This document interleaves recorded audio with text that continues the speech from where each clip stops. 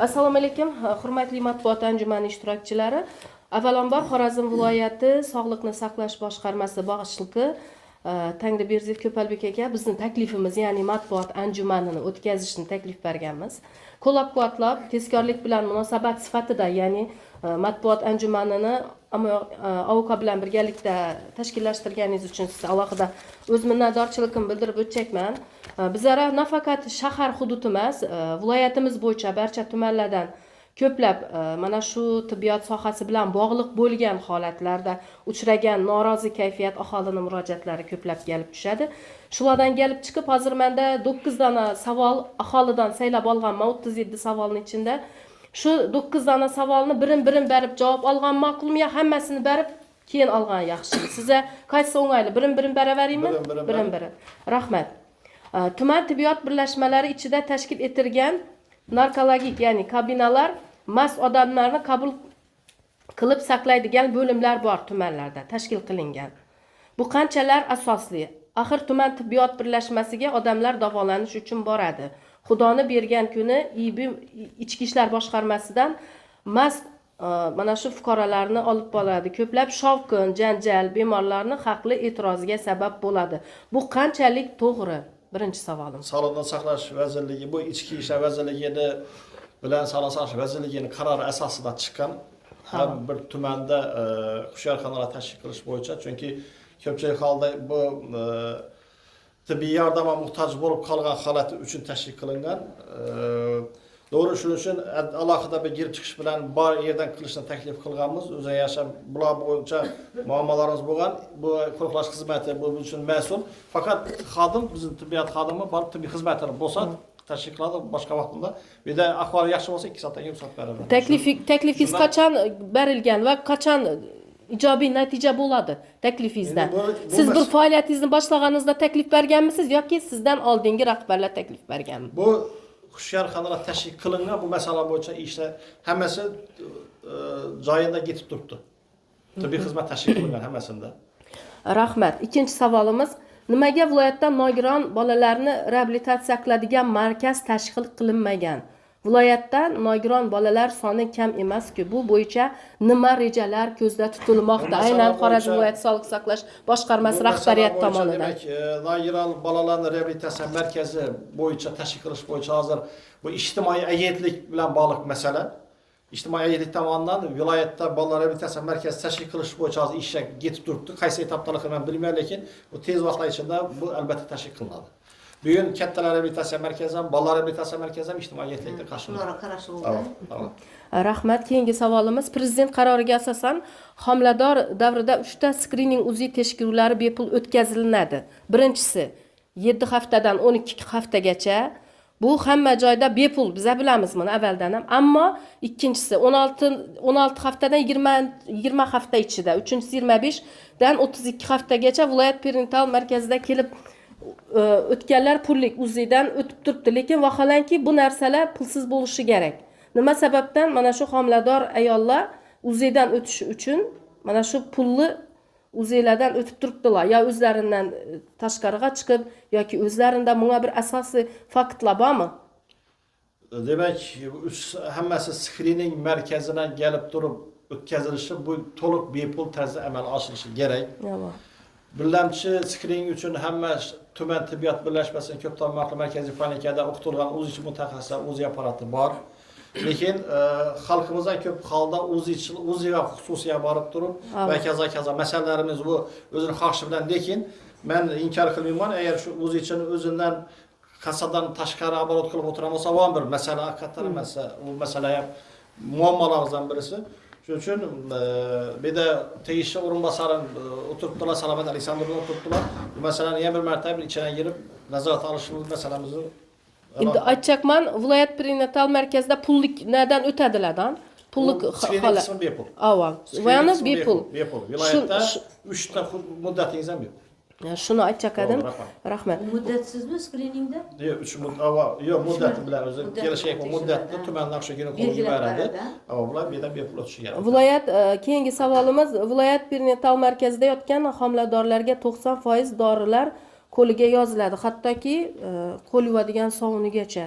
Bu aslında budjetdan, aynan shu budjetdan ajratiladimi yoki yo'q degan savol. Men hozir Salomat opanimizni aytib o'tganini, sug'urtalash jarayonlarini az yuqorida aytib o'tdilar. Men uni takrorlayacağım yo'q. To'g'ri, lekin bu sug'urtalash tizimi qachon yo'lga qo'yildi, qachondan yo'lga qo'yildi yoki bugun yo'lga qo'yilgan bo'lsa, nima uchun aynan ommaviy axborot vositalari orqali shu narsa chiqib e'lon qilinmadi? Biz hozir bilib turibmiz, lekin qachondan yo'lga qo'yildi aslida? Xalq biladimi buni? Shu bo'yicha javobini aniq va ravon aytib berishingizni so'ragan bo'lar edim, Salomat opa. Keyin viloyatda onalar o'limi ko'rsatishki qanaqa, qay daraja? Respublika markazida, respublika bo'yicha bizning viloyatda onalar o'limi qanchalik? Yuqorilik ko'rsatkichi, o'rtami yoki pastmi? Aynan ana shu masala. 23 ta axborot matbuot anjumani o'tkazganmiz bak. Marhamat. Birinchi savolimiz o'sha dori-darmon bo'yicha ta'minlanish. Ya'ni yanvar oyida sug'urtaga o'tgandan keyin bizlar uchun ham haqiqatan ham ozgina adaptatsion jarayon hisoblanadi. Yanvar-fevral bizlar uchun juda ham qiyin jarayon bo'lgan. Sabab ayollar uchun ham yangilik, bizlar uchun ham yangilik. Endi bu tizimga o'tish natijasida keyin albatta mansab mablag'ga kelib taqalgan.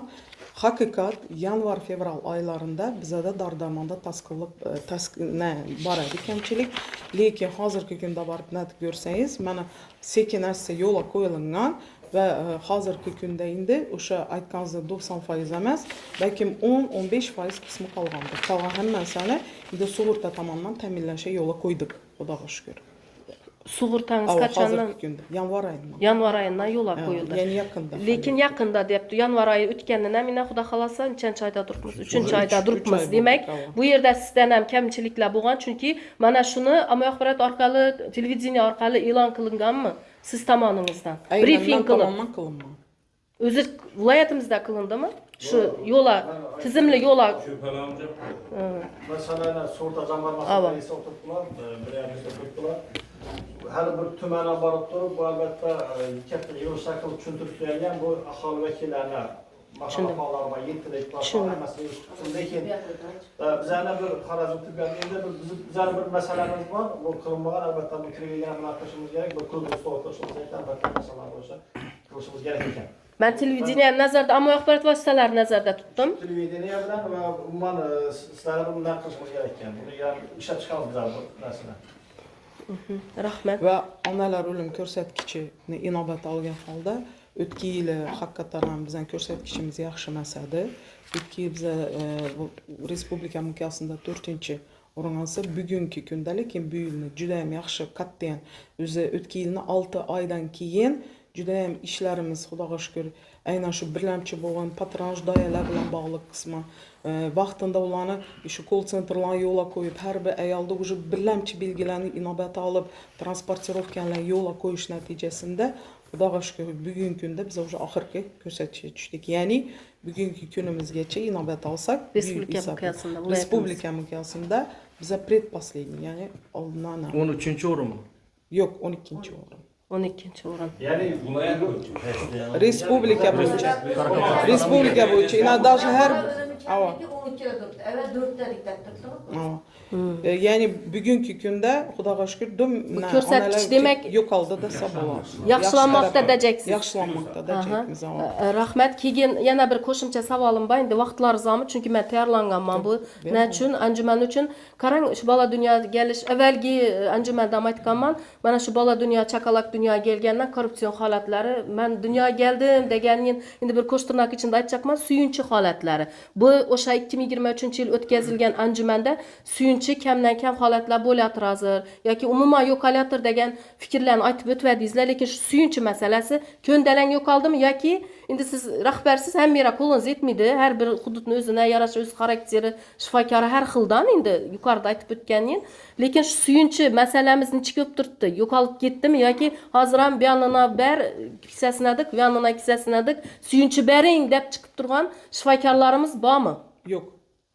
O'zingiz kafolat berib bilasizmi? 100% har bir insonga kafolat berib bilman, lekin bu bizning muassasada bugungi kunda yo'q. Siznikinda faqat tumanlardan tumanlarda hammasi uchun men javob bera olmayman. Bo'p turibdi demak. Buni ham javob bera olmayman. Chunki bu bizlarni xalqimizni Zinantenda kamera madaniyatidan bog'liq bu masala. Bu Zinantenda yo'q. Kamera bor. zinatiyada qo'yib qo'ymaydi, lekin Zinantenda quloq bo'ladi-da. keyin siz o'ylab turibsiz, lekin davay turib. O'ylagan emas, bu Mana murojaat endi etsam xalq- bo'ladimi shu masala bo'yicha? Rahmat katta shu xalq masalaga. tilida aytib turib o'zimiz Men ham xalq tilida aytsam bo'ladimi? bemalol. Hech kim ularni majburlamaydi. Ava. Bermaslikni imkoniyati bormi xalqda? yo'q. Iltimos, bermasinlar shu. Yo'q. Qaramaydi. Bermagandan ishonch telefonlarini qistirib qo'yibmiz. Necha Ishonch telefon telefoni aytmaydilar ishlamaydi? shuni. Ishonch telefoni ishlamaydilar. ketmaydilar. Kutarmasa hammayda telefon. O'tgan yil Respublika korrupsiya bo'limi Burxonov o'zi keldi. Urganch tuman hududida shikoyat tushadigan, ariza qo'yadigan yerda 2023-yil ariza tashalgan, olinmagan. Ana siz endi o'zi aytgan gapingiz savolingizga javob. Ana shu qutichalarni biz hozir prozrachniy qutiga o'zgartirdik. Ya'ni bir donani ham tushsa ko'rinib tursin deb. Endi shuning uchun 10 ko'lam bir qilamiz. O'zini mas'uliyat. Masalan, kunda so'zlayapmiz shuni. Jo'ra e'tiborli bo'l, korrupsiya bo'lmasin, boshqa bo'lsin. Lekin mana shu Oldin ham uchun aytganda men shu bergan savol bersam bo'ladimi siz? Ne uchun berasiz? A duribdi menga qarab deydi. Kechirasiz, oyoqqa borgandan keyin duradi shifokor. Nechasi u yotib olsinmi deyman. Ko'zi borgandan keyin qaraydi, aytadi, u shart emas, kerakmaydi o'zi u narsa. Iltimos Tushunadi u. keyin yana tushuntiradi u. yana shu yerda metr yog'i bir top deymizmi xalq tili bilan aytganda marli, bint, prichatka, yana ish qilib hamma narsasini yozib beradi. Aslida yozib berish kerakmi yoki o'zi Yo'q, davlat asta o'zida? sekin shu narsa hammasini chek qo'yilyapti. Birdanna qilish qiyin hozirgi kunda, lekin asta sekin chek qo'yilyapti. Siz sug'urtangiz kirib kelgandan keyin shuni diyecekmisiz? Ava chek kafolat paketi shuni ham yozganmiz. Har bir ayol 10 metr chet o'tadi, natib o'tadi deb kafolatlanganni kengaytirdik biz. Hammasi shu melichgacha kirishga harakat etdik. Ya'ni shu ayol kishi tug'uvchi bo'lsa, hattoki u kafolat paketida paxta, spirt ham o'tirsin deb yozib qo'ydik. Yana qarang, oilaviy poliklinikalarda biz boramiz, yaqinda olib bordim singillarimni. Hattoki mana shu yerda oilaviy poliklinikada ya ginekolog nasi bo'ladi-ku? Akusherimi, kimi bo'ladi-ku?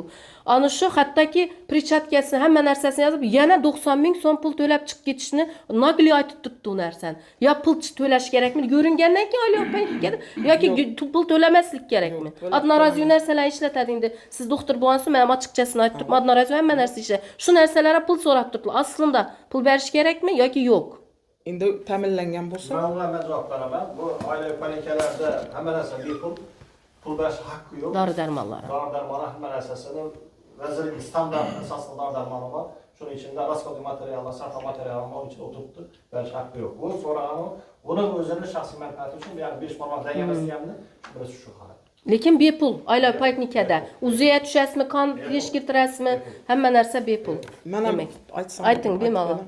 Juda ham katta Sizni dolzarb eshitish uchun keldik o'zi. Katta dolzarb muammoni ko'tardingiz, bu skrining masalasi. Hozirgi kunda уже 296 постановление chiqdi. Ya'ni 3 ta muassasa, bir muassasa bo'ldi. Bu haqiqat ko'p yaxshi narsalarni berdi. Misol uchun bir nogironcha bola tug'ilsa, endi men skrinni chaqirib, qani o'rganali. Nima sababdan shu bola shunday dunyoga keldi? Chunki har bir ota-ona uchun nogiron farzand boqish juda ham qiyin masala. Maqsadimiz shu dunyoga o'zi sog'lom bola kelsin deb. O'rganib boshlasak, kechirasizlar, aholini o'zi ham ko'p narsada aybi ko'p chiqadi. Haqiqat. Shuni ham tan olishlari kerak-da. Yana Vera onda nechun nasoatdan barasim kelmadi. Ne sababdan borsa davlat tarafdan inasa o'zing muassasang bepul biriktirilgansan. Borsa yoqmaydi menga, yana bir narsa kechirasiz. Xalqning o'zidan ham bir narsa bor. Keyin o'zi tarafdan kechirasiz, sizda nogiron farzand kutilish ehtimoli bor desa, qaynonasi keladidan, yo'q, ular gaplayveradi deydi. Buningcha bolacha tug'ildi bizada. Ishlatishimiz kerak biz shunday holatlarda. Keyin yangi savolni kutardingiz, pullikdan xizmat. Xalq ishsin shu narsani deb men yurakdan aytajakman. Qarang. Birinchi, ikkinchi, uchinchi konkretma haftalari bor. Shu haftalardagi u yerdagi muammolar, qaysi muammo kerakligidan vrachlar o'rgatilgan. Hozirgi kunda har bir tumandagi skriningda o'tiradigan обеспечение четкий apparati zo'r. Endi biz aytdik, shu mutaxassis har 3-kun markazga chaqirib o'qishni o'rgatib boshladik ular. Bir narsani ham unutma. Bir narsani xato ko'rding, darrov biz bilan, ya'ni vertikal tizimni yo'lga qo'ydik. Lekin обеспечение yo'q. Xalqga mindiribdi vera. Ya chasnayni uchundir borib turibdilar, ya naya netib turibdilar da. Endi biz aytib turibmiz, iltimos, shu 1, 2, 3 yillamchi screening aynan 1 trillion hududda borsalar, siz o'zini hududini biladi-ku. İltimos, yana hammaga murojaat etib turibman. Borsalar, chunki statistika yuritish ansat. Qaysi vrach xato etib qo'ydi. Shu vrachga nisbatan ya o'qitishaveramiz biza, ya o'tirib olib shu o'rgatamiz unga. Sen ish o'rinda chekindagi mammani ko'rmay qolding. Yurakdagi shuni klapini sal xato etibsan deb qayta o'rnatish mumkin. Keyin qarab boshlaymiz, 10 o'zisi bor. Birisi davlatda o'tmagan. Hammasi почему-то xususiya bor kabi yurgan bo'ladi. Bu birinchi muammo. Ikkinchi muammo, birinchi, ikkilamchi, uchlamchi aytilgan xuddi hammasi bepul. Lekin bir yeri bor. Biror bir nuqsonni ko'rish uchun uni muddat soati bor. Kamida 20-30 minut ketadi. Qarasam, skrinimiz shu darajada загруженный bo'lib ketgan, ular tez aholini ehtiyojini qondiraman deb qisqa muddatda ko'rishga majbur bo'ldilar. Keyin nishat tilida, ya'ni 195-chi protokolimiz bor. Protokolda konkretno muddatlar berilgan. Birlamchi o'zini nasinda borganda, u kerakli nimalarni ko'radi. Menda ikkilanish bor, senda muammo bor desak, yo'llanma beradi. Shu yo'llanma 2-3 trimestr aytdingiz-ku bo'ladi, bepul bo'ladi. Qo'linda yo'llanma bo'lsa, chunki unga konsilium kerak, ko'rish kerak, bepul bo'ladi. Yo'q, men bu skriningchilari ko'rinjayman deb muddatidan namoz bo'lsa, da kechirasiz, pulli xizmatni to'laydan ko'radi. Vaqti bunga qaraganda xalq baribir ham bepul narsaga yuguradi. Tushundim. Вам bir какой-то bir marketing hol maqsad skriningni dum rivojlantirmasak bo'lmaydi. Gördük o'tgan kuni Yoshuli bilan ko'paramdicha kelib rasmlanam. Achinarli holat. Qo'lchasi yo'q, oyoqchasi yo'q. Nishatga yashaydi u bola. U ota-ona nishatga yordam berib biladi. Arkasında grijasi. Aytilgan vaqtida. Yo'q, Xudoni bergan. Bir taklif bildirecek yani. Zor bo'ladi. Bizning o'zbeklarimizni ko'pchiligi qarindosh urug'chilik ham berilgan. Masalan, 7 avloddan qaytib keladi bu narsaga, ya'ni kasalliklar. Shuning uchun qonuna to'g'ri keladimi? Shu narsani ham bir nazoratda kuchli qo'yish kerak. Bo'lmasa poliklinikadan bir-biridan to'g'ri keladi, spravka berib beradilar. Rahmat size. Shu Shu narsani aytib o'ting. O'tgan yildan biza mana hurriyat savolini. Ava. Hozirgi vaqtda nikoh qurishdan oldingi tibbiyot tomonidan tekshiruv ishlari haqiqatan ham to'g'ri olib qolinadimi? Ikki savolda o'tirildi-da, shu bo'yicha. Demak, hozirgi kunda qarindosh nikohlari ogohlantiriladi. Har bir tumanni o'zida vrachli xonalarda ular bilan suhbat ham o'tkaziladi. Keyin genetik degan shifokorimiz bor. U bilan ham o'tkazilgandan keyin afsuski bir muammomiz bor. Uni tekshiriladigan qoni hozirgi kuncha hali bepul emas. Hozirgi kunda baribir pullik. Haqiqatan ham qimmat analiz, lekin aniq ertaga ularda nogironlik qay darajada baland yoki pastligini bilib beradi. Hozirgi kunda haqiqatan bu narsa ham ko'tarilib turibdi. Balkim tez kunda bu ham shu skriningga o'xshash bepul qo'yilsa, balkim shunda ular ko'proq gap topshirar, lekin hozirgi kunda rozi bo'ldimi ikkita qarindosh farzandin. Ertang ularda nogiron farzand tug'ilmasligini oldin olish uchun iloji yo'q. Shu analizni topshirishi kerak bo'ladi. Lekin bu bo'yicha ish ketib turibdi. Ya'ni zagslar ham hammalari qarindosh nikohni tezda bizdan ogohlantiringlar. Lekin qarshilik aytolmaydi baribir. Aytolmaydi, chunki u huquqi. U qalon odam bilan o'ynatadi. Salmat aka, yana bir oxirgi savolim, keyin ikki savolim Ko'palbek akama qisqartib aytsam. Hozir biza yaqinda Oblastnoy o'zingiz Raddoma bordim. Shurda 2 soat kuzatuv jarayonida o'zim kuzatib o'tirdim. Sizlarga boradim, mana shu boshqa tumanlardan ham keladi ekanlar. U to'lovi necha so'm bo'ladi? U doğuş jarayonida yoki kunlikmi yoki oylikmi? Endi jarayoniga qarab kunlik bo'ladi. Keyingi savolim, nima uchun o'zi doğumin shu natib doğuş holatlari ko'p bo'lib turibdi? Ya'ni kasb doğdirish holatlari ko'p bo'lib turibdi yoki nima bo'lib turibdi bu yerdan? Shu holatni tushunmay turibman. O'zlari doğar edilar. Hozirgi kunda eng katta sog'liq saqlash tarafida aynan onalik muammo. Ishonmaysiz, bu bo'yicha 2 kongress ham o'tkazildi. Kesir kesishni kamaytirish. Voydat, bu epidemiya bo'lib borayotir. Ayollar istamaydi. Oldin agar tug'ruqxona birinchi qadam bismillahirrohmanirrohim Isoman do'qsin desa, voydat meni kesir et deb keladilar. Ishonasizmi? Nechasini yo'ldan qaytaramiz. Nishatasan, Isoman nata doğib olasan, ertasi turasan, yugurasan. Yo'q, mana dedi kesir ayting. Ya bu xalqning orasida bir bilsa men yana kesir bo'ldim, yaxshi bo'ldim deb какой-то bir неправильный bir moda bo'lib ketdimi, tushunmay turibmiz. Ansat shu narsalarni. Yoki kerak bo'lsa haqiqatan men bir natvadim, chiqish atvadim. Bir 5 tumanga chiqib, xalqni yig'dimdan tushuntirdim. Chunki, endi hozir eshitib turgan bo'lsalar, statistika bor. Kesir kelishdan doğulgan balachalar bor, tug'ruq jarayonidan doğulgan chaqaloqlar bor. Immuniteti past kesirdan doğulganlar. Bronxialniy astma, allergichniy bolalar ko'proq kesirdan doğulganlar. Sababini aytaman. Kesir jarayonida qog'onoq suvlari bor, o'pkada dolib chiqadi. Qog'onoq suvlar o'ta allergichniy ega hisoblanadi. Tug'ruq jarayonida esa ikkiyani yelkasi bo'lganda o'pka quruq chiqadidan, quruq o'pkaga bola birinchi nafasini oladi. Уже isbotlangan narsa. Shuni xalqqa yetkazib o'rmaymiz. Kasilasan, ichaklaring ondina bo'ladi, parez bo'ladi, lishyan narsa. Yo'q. Kesmiz, asaman chastnaya ketaman. Chastnaya boraman, meni operatsiya etadi. Shu narsalar dum ko'paydi. To'lovlarinchi ko'p turibdi, to'lov. Bir kunlik. Bir kunlik priceimiz ba'zi doğrusu esimde yok. Az noto'g'ri aytib qo'ymang xalqning Keyingi orasida. savolingizni o'tavering, Quvonch aka. Keyingi savolim Ko'pabek aka sizlar. Biz bilamizki, viloyat rahbarlarining ommaviy sayyor qabullarida, sayyor qabullarda, hududlarda ko'plab fuqarolar boradi mana shu order masalasi bo'yicha. Ya'ni aytmoqchimanki, tibbiyot tashkilotlariga ajratilgan budjet mablag'laridan kelib chiqib, imtiyozli mijoz, ya'ni bemorlarni tibbiy yordamga yo'llash uchun ajratilgan yo'llanmalar, order taqsimoti amalga oshirilishi nazorati qanday? Shu bo'yicha batafsil bir qisqa bo'lsa ma'lumot berib o'tsangiz. Oldinlari viloyat muassasalarining order tarqatiladi edi. Bu belgilangan mablag'dan kelib chiqib moliyalashtirish. Endi sug'urta moliyalashtirish o'tganimizdan keyin agar 10 bemor ham kvota degan narsa yo'q. Agar shunga loyiq bo'lgan bemor bo'lsa, bir tumani 100 gamimi, uni pulini berib sug'urtadan bizlar uni narsa yo'q. Shunga mos bo'lgan bemorni boradi, murojaat qiladi poliklinikadan elektron reyestrga kirgizib beradi. Kelib turib bizlar muassasaga tushadi, uni chaqirib operatsiyasi yoki davolash amalga oshiriladi. Hozir kvota yo'q. Rahmat.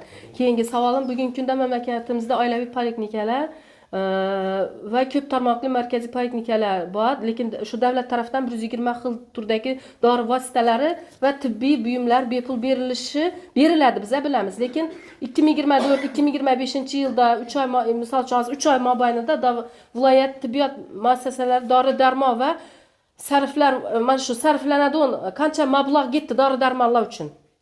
Mana shu xarid qilishimiz uchunmi, tarqatilishi uchunmi? Albatta, sizda bormi masalasi? Shu masala bo'yicha o'rinbosar ko'rsatib bersangizlar. Menda hozir masala yo'q, lekin bu yildan Moliya vazirligining tayyor chiqarganimiz xat keladi, ko'rsatma xati.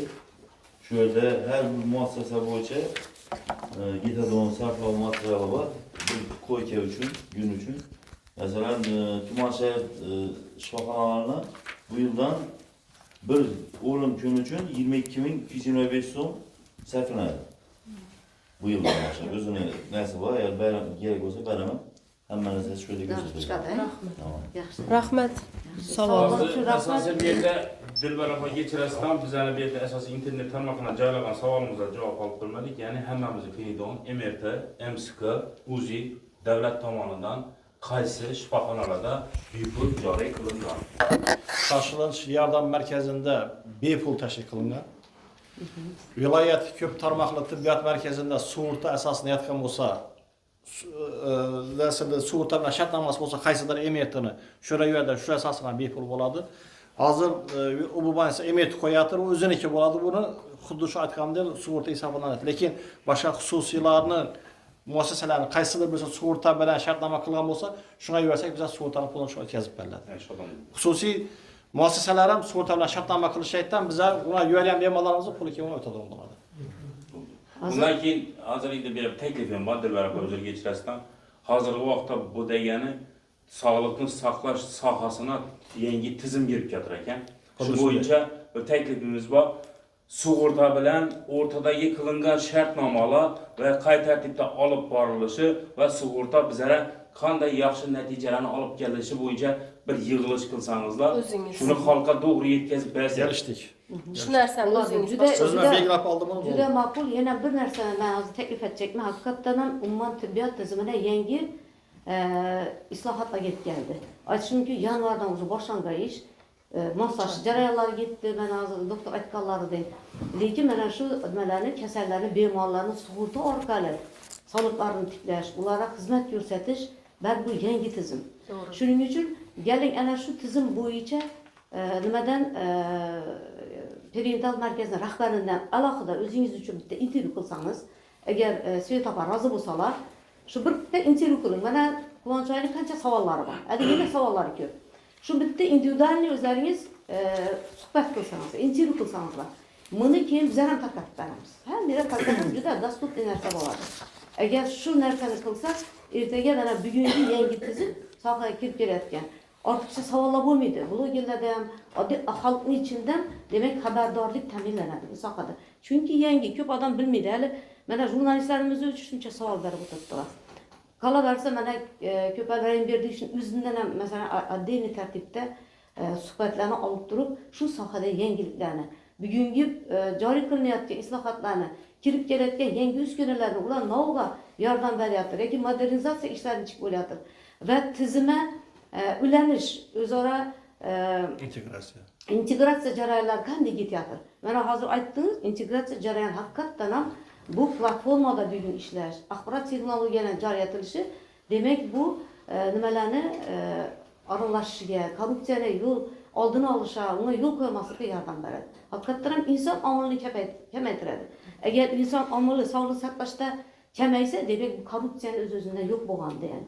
Shuning uchun endi bu jarayonlar hammasi xorijiy tajribalardan, xorijiy texnologiyalardan bizlarga endi kirib kelyapti. Menimcha endi bu sohada katta o'zgarishlar bo'ladi. Faqat shu o'zgarishlarning ilk qadamlarini biz bugun aholiga o'z vaqtida tezkor, juda dasturiyatli yetkazib berishimiz kerak. Unda bizlarga doktorlar yordam berishlari kerak bo'ladi. Va yana men o'zimning bitta taklifim bor edi. Ko'pal Rayimberdiyevich mana shu sohada jamoatchilik bilan aloqalar yoki matbuot kotibining bitta shtatini tavsiya qilsangiz vazirlikka, agar o'zlaringizda uning imkoniyati bo'lmaydigan bo'lsa, vazirlikka bir tavsiya qilish kerak. Chunki mana har chorakda agar shu jamoatchilik bilan aloqalar yoki bo'lmasa matbuot kotibi bo'ladigan bo'lsa, har chorakda yangiliklar kirib turibdi. Biz jurnalistlar orqali aholiga yetkazamiz. Mana hozir aytib turibdilar, bittasini qanchalik 420 podpischiki bor. 200-300 podpischiki bor. Qancha kuzatuvchilar bor nalarimizda, elektron nashrlarimizda. Shuning uchun bular ko'proq xalq bilan ishlaydilar. Xalqqa yetib boradi. Bugun men shu narsaga xulosa geldim. Haqiqatdan ham tizimda yangiliklar bo'lib turibdi, lekin aholining xabardorligi yo'q. Aholining xabardorligi ommaviy axborot vositalari, internet nashrlar orqali, blogerlarning faoliyatlari orqali amalga oshadi. Shuning uchun shu bizlarga shu narsani qilib bersangiz, balki taklif kiritasiz, balki o'zingizning ish imkoniyatlaringizda bordir. Balki bir o'ylanib ko'rib turing, shu jamoatchilik aloqalari bo'yicha mutaxassisni shtatini tashkil qilish kerakmi? Buni yo'lga qo'yishimiz kerak bo'ladi.